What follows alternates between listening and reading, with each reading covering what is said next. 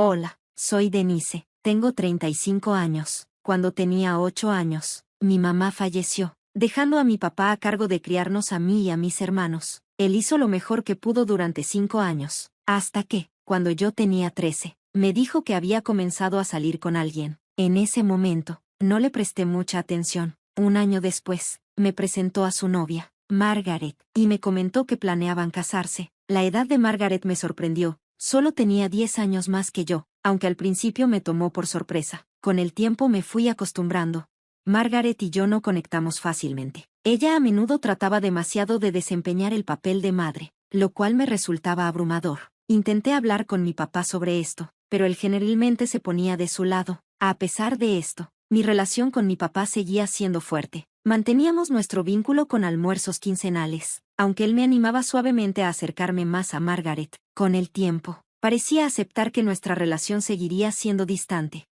En mi vida profesional, las cosas me iban bien. Conseguí un buen trabajo justo después de la universidad, lo que me permitió vivir cómodamente, ahorrar y planear para el futuro. Pero mi mundo dio un giro inesperado cuando tenía 30 años. Mi papá falleció de repente en un accidente. Su pérdida fue devastadora. Me costaba mucho sobrellevarla. Lloraba casi todas las noches y me costaba funcionar. Afortunadamente, mi trabajo me permitió tomar una semana libre para llorar. Después del funeral, decidí contactar a Margaret. A pesar de nuestro pasado tenso, sabía cuánto había querido a mi papá. Cuando nos vimos, su compostura me sorprendió, mientras yo estaba totalmente destrozada, con las mejillas mojadas por las lágrimas y los ojos hinchados por el insomnio. Ella parecía tranquila, demasiado tranquila. Al principio, eso me molestó, como si yo fuera la única que estaba llorando por él, pero pronto me di cuenta de que el dolor se manifiesta de manera diferente en cada persona. Una tarde, tuvimos una conversación sincera. Margaret me abrió su corazón, hablando del vacío que había dejado la ausencia de mi papá en su vida, y fue la primera vez que vi su dolor. Ese momento ablandó algo en mí, y empezamos a vernos más a menudo. Durante tazas de té, compartimos historias sobre mi papá, encontrando consuelo en los recuerdos que teníamos en común. Por primera vez, vi a Margaret como una persona, no solo como alguien que trataba de cumplir un papel que no le quedaba. Un día, durante una de nuestras pláticas, Margaret se rompió. Lloró desconsoladamente, dejándome sin saber cómo consolarla. Cuando finalmente se calmó, me explicó que había recibido un aviso de embargo. Se había retrasado en los pagos de la hipoteca mientras cuidaba a mi papá y manejaba sus facturas médicas. Ahora, sin trabajo ni ahorros, enfrentaba la posibilidad de perder su casa. Mi corazón se rompió por ella. Mi papá siempre había insistido en la importancia de ahorrar para emergencias, y me di cuenta de que estaba en una posición para ayudarla. Le aseguré que encontraríamos una solución, pero establecí algunas condiciones para brindarle mi apoyo. Primero, cubriría temporalmente su hipoteca, pero no podía permitirme pagar tanto su hipoteca como mi renta, así que necesitaría mudarme con ella. Margaret aceptó de inmediato, llamando a la casa nuestra, en lugar de solo suya. En segundo lugar, dejé claro que este acuerdo era temporal. Ella tendría que conseguir un trabajo y empezar a cubrir sus pagos. Me prometió que lo haría. En pocos días, me comuniqué con el banco para negociar. Margaret había dejado de pagar durante 5 meses, y con las tarifas y penalizaciones, la deuda había crecido hasta los 220,000 pesos. Era una cantidad abrumadora, pero la pagué para detener el embargo y darle tiempo. Margaret me agradeció profundamente, cocinando una comida lujosa para mostrar su agradecimiento, pero le recordé que encontrar trabajo debía ser su prioridad. A medida que navegábamos por este nuevo capítulo, Margaret y yo comenzamos a entendernos mejor. Apoyarla no solo era cuestión de dinero, sino de honrar la memoria de mi papá y el amor que ambos le teníamos. La vulnerabilidad de Margaret me mostró una parte de ella que no había visto antes, y poco a poco nuestra relación se transformó en algo genuino. Mudarnos juntas marcó el comienzo de un nuevo capítulo en nuestras vidas. Ajustarnos a vivir juntas nuevamente vino con sus peculiaridades. Margaret se había vuelto mucho más estricta con la limpieza de lo que recordaba. Aunque apreciaba sus esfuerzos por mantener la casa ordenada, surgieron conflictos cuando sus estándares se extendían a mi espacio personal. Firme, dejé claro que mi cuarto era mío, enfatizando la necesidad de respetar los espacios, especialmente porque mis contribuciones económicas eran lo que nos permitían mantener este arreglo. A pesar de los desacuerdos ocasionales, la convivencia fue manejable, e incluso tuvimos momentos de camaradería. Conforme pasaron semanas, luego meses y finalmente años, Mi paciencia con la prolongada búsqueda de trabajo de Margaret comenzó a agotarse. Ella me aseguraba con frecuencia que estaba buscando trabajo, pero no veía ningún avance tangible. La falta de actualizaciones, sin entrevistas ni respuestas, me parecía extraña. Cuando levanté el tema con suavidad, ella se puso a la defensiva, insistiendo en que estaba haciendo su mejor esfuerzo. Aclaré que mi preocupación no era por sus intenciones, sino por la falta de resultados. Había pasado un año desde que prometió encontrar empleo, y le sugerí que considerara trabajos de medio tiempo como un primer paso. Margaret desestimó la idea de inmediato, diciendo que preferiría enfrentarse a la falta de hogar que aceptar un trabajo que consideraba inferior. Su respuesta me dolió, especialmente cuando usó la memoria de mi papá para hacerme sentir culpable. Me pareció manipulador y me dejó cuestionando su sinceridad.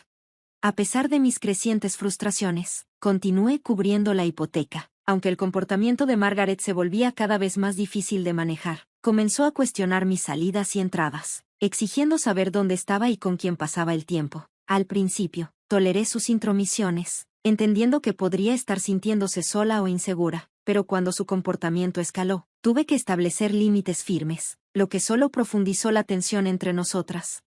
Pasaron otros 2 años y no hubo avances por parte de Margaret. Sus promesas de encontrar trabajo parecían vacías, y mi paciencia se agotó. Comencé a dudar si alguna vez había sido seria en cuanto a asumir su parte del arreglo. Vivir juntas, que antes era una solución llena de esperanza, ahora se estaba desgastando hasta su límite. Tomé la difícil y controvertida decisión de revisar los correos electrónicos de Margaret. Lo que descubrí confirmó mis sospechas. En los 3 años desde que comencé a ayudar con la hipoteca, ella solo había solicitado 2 trabajos. Me sentí completamente traicionada por su deshonestidad, especialmente después de todo el esfuerzo que había puesto en apoyarla. Confrontar a Margaret por lo que encontré y decirle que ya no podía seguir proporcionando asistencia financiera llevó a una discusión acalorada. Ella reaccionó a la defensiva, sin comprender la seriedad de sus acciones o mi creciente frustración. Ese momento marcó un punto de inflexión, obligándome a reevaluar nuestra situación de convivencia y a cuestionar la viabilidad de nuestro acuerdo. Durante 3 años, le había dado a Margaret todo lo que pude: paciencia, apoyo e incluso orientación mientras luchaba por ponerse de pie nuevamente. Sin embargo, su negativa a tomar medidas reales y su negativa a buscar trabajo activamente me obligaron a confrontarla. Cuando le pedí que demostrara que realmente estaba tratando de conseguir trabajo, me acusó de invadir su privacidad. A pesar de su respuesta, intenté explicarle lo mucho que significaba nuestra relación para mí, pero también le dejé. Durante este tiempo, reflexioné sobre cómo podría ayudar a Margaret de una manera que me permitiera seguir adelante con mi vida. Después de investigar un poco, le sugerí que considerara declararse en bancarrota para poder manejar los pagos de su hipoteca. Esto le daría un respiro temporal y podría aliviar algo de su presión financiera. Margaret inicialmente se mostró reacia, pero finalmente aceptó, y yo me comprometí a ayudarla a navegar el proceso. El papeleo fue complicado, y tomó semanas poner todo en orden, pero finalmente, Margaret consiguió un respiro de sus pagos hipotecarios. Le insté a que se concentrara en reconstruir su vida, pero su respuesta, aunque fría, sugería que creía que ahora podría manejarlo sola. Esa realización, de cómo nuestra relación había pasado de un apoyo mutuo a una de dependencia, me llevó a tomar una decisión difícil. Al mes siguiente, me mudé. Necesitaba enfocarme en mi propio crecimiento personal y profesional. Con el tiempo, mis finanzas mejoraron. Obtuve una promoción y comencé a hacer inversiones sustanciales. A medida que pasaban los meses, la distancia entre Margaret y yo crecía. Apenas hablábamos, y se hacía evidente que mantener nuestra conexión se estaba volviendo cada vez más unilateral. Aunque este capítulo de mi vida estuvo lleno de desafíos, también me enseñó la importancia de establecer límites y cuidar de mi bienestar. A pesar de todo, aún me aseguraba de chequear cómo estaba Margaret de vez en cuando. Ella había sido importante para mi papá, y sabía que él la había amado profundamente, pero cuando le preguntaba cómo estaba o si había encontrado trabajo, sus respuestas eran despectivas, a menudo diciéndome que no era asunto mío. Su frialdad me dolía, pero con el tiempo, aprendí a dejarlo ir, eligiendo enfocarme en los cambios positivos en mi propia vida.